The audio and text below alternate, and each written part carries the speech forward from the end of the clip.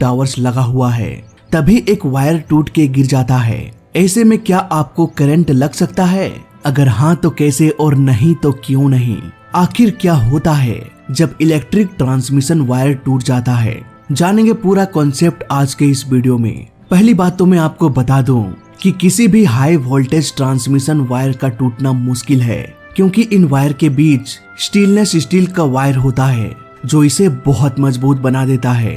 पर चलो मान लेते हैं कि किसी नेचुरल डिजास्टर की वजह से ये टूट गया और टूटा हुआ वायर सीधे ग्राउंड में टच हो गया। ऐसे कंडीशन में अचानक large amount of current flow होना शुरू हो जाएगा। पर ऐसा क्यों?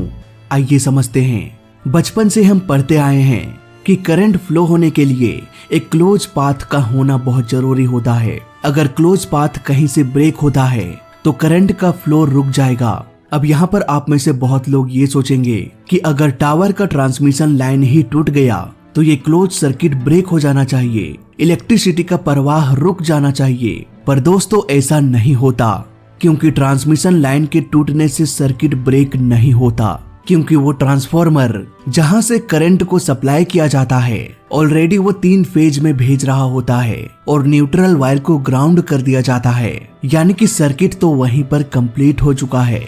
जैसे ही वायर टूटकर ग्राउंड से टच होगा उसे न्यूट्रल मिल जाएगा और तेजी से करंट फ्लो होना शुरू हो जाएगा। अब सवाल ये आता है कि अगर उसी समय कोई इंसान टूटे हुए वायर के आसपास हो तब क्या होगा? इसे समझने के लिए हमें ये जानना पड़ेगा कि करंट फ्लो कैसे होता है। सपोज 2 टैंक है, दोनों टैंक को पाइप से कनेक्ट कर दिया गया है। अब जैसे ही एक टैंक में हम पानी भरेंगे, ये पानी पाइप से होते हुए दूसरे टैंक में भी भरना शुरू हो जाएगा। यहाँ पर पानी को हम करंट मान सकते हैं। पानी भरने से पहले दोनों टैंक खाली था, यानी कि दोनों के बीच का पोटेंशियल डिफरेंस बराबर था। जैसे ही हमने एक टैंक को फुल कर दिया वैसे ही पोटेंशियल डिफरेंस बढ़ गया। इसी पोटेंशियल डिफरेंस के कारण पानी एक टैंक से दूसरे टैंक में भरता रहेगा जब तक कि पानी यानी कि करंट का पोटेंशियल डिफरेंस बराबर ना हो जाए, यानी कि पानी बराबर ना हो जाए। जब एक बार दोनों टैंक में पानी बराबर हो जाए तब हम देखेंगे कि पानी का प्रवाह रुक गया, दोनों का पोटेंशियल डिफरेंस बराबर हो गया, यानी कि करंट का फ्लो रुक गया।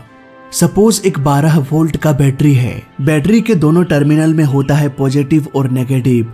12 वोल्ट कहने का मतलब है कि दोनों टर्मिनल के बीच का डिफरेंस 12 वोल्ट है। जैसे ही हम कोई 12 वोल्ट का डिवाइस कनेक्ट करेंगे तो सर्किट कंप्लीट हो जाएगा और करंट का फ्लो होना शुरू हो जाएगा। ये करंट तब तक फ्लो होता रहेगा जब तक दोनों टर्मिनल के बीच पोटेंशियल डिफरेंस 0 ना हो जाए। इसके बाद ये बैटरी डिस्चार्ज हो जाएगा। करंट चाहे 12 वोल्ट का हो या फिर 12 लाख वोल्ट का, अगर पोटेंशियल डिफरेंस 0 हो तो किसी भी हालत में करंट फ्लो नहीं होगा और झटका नहीं लगेगा। नाउ आते हैं पॉइंट पर कि क्या होगा अगर कोई इंसान हाई वोल्टेज के टूटे हुए वायर के पास पहुंच जाए तो। दोस्तों यहाँ पर जब भी कभी वायर गिरता है तो वहाँ आसपास वोल्टेज फैल जाता है। फैलने के साथ साथ ये कम भी होता जाता है। सपोज 1 लाख वोल्ट वाला वायर टूट के गिर गया, वहां से थोड़ा आगे 80,000 वोल्ट, थोड़ा और आगे 70,000 वोल्ट, फिर 60,000, 50,000, 40,000 वोल्ट। इसी तरह से वोल्टेज कम होता जाता है जैसे जैसे हम गिरे हुए भाग से दूर जाते रहते हैं। इसे हम पोटेंशियल ग्रेडियंट के नाम से भी जानते हैं। बाय चांस अगर कोई इंसान उस रीजन में खड़ा होता है तो बिना वायर को टच किए हुए भी जोर का झटका लग सकता है। उस बंदे की मौत भी हो सकती है। पर ऐसा क्यों? उसने तो वायर को टच भी नहीं किया। यहाँ पर समझने वाली बात है। सपोज एक पैर उसका 80,000 वोल्ट पर है और दूसरा पैर 60,000 वोल्ट पर। तो जैसा कि अभी हमने कुछ देर पहले डिस्कस किया कि जहाँ पर पोटेंशियल डिफरेंस होगा वहाँ करंट का फ्लो होना शुरू हो जाएगा। यहाँ पर 20,000 वोल्ट का पोटेंशियल डिफरेंस है, यानी कि उस बंदे को 20,000 वोल्ट का झटका लग सकता है और वहीं पर उसकी मौत हो सकती है।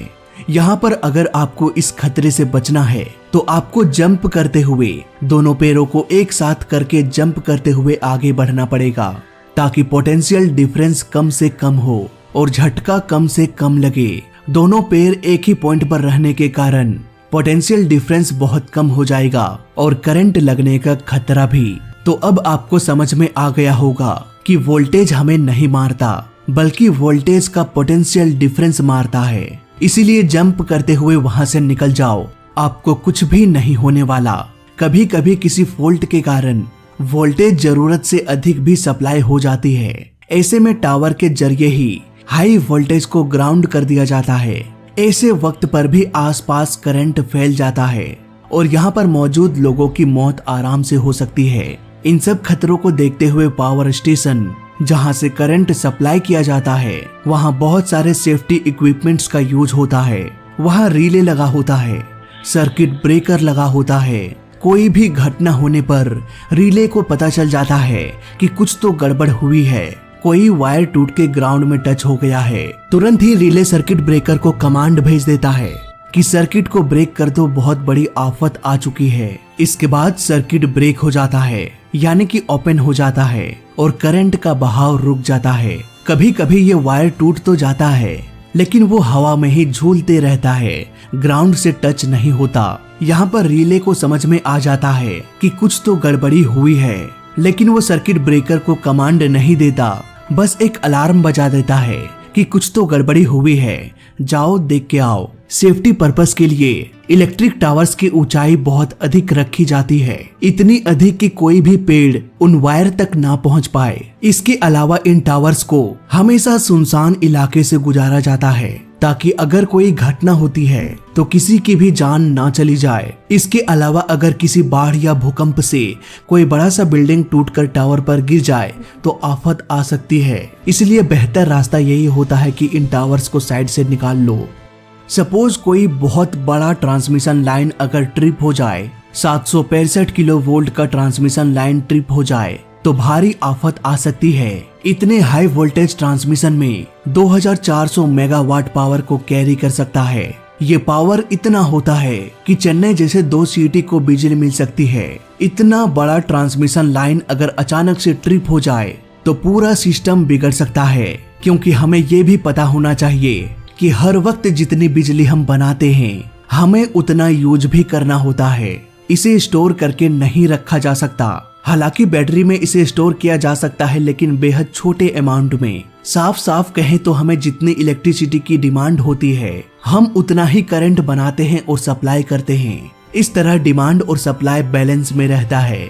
अगर इतना हाई वोल्टेज वाला ट्रांसमिशन लाइन टूट जाए तो डिमांड अचानक से डिस्कनेक्ट हो जाएगा। ऐसे में पूरा का पूरा सिस्टम ठप हो सकता है, कैस्केडिंग इफेक्ट देखने को मिल सकता है, पूरा शहर ब्लैकआउट हो सकता है, इवन पूरे भारत में भी बिजली जा सकती है।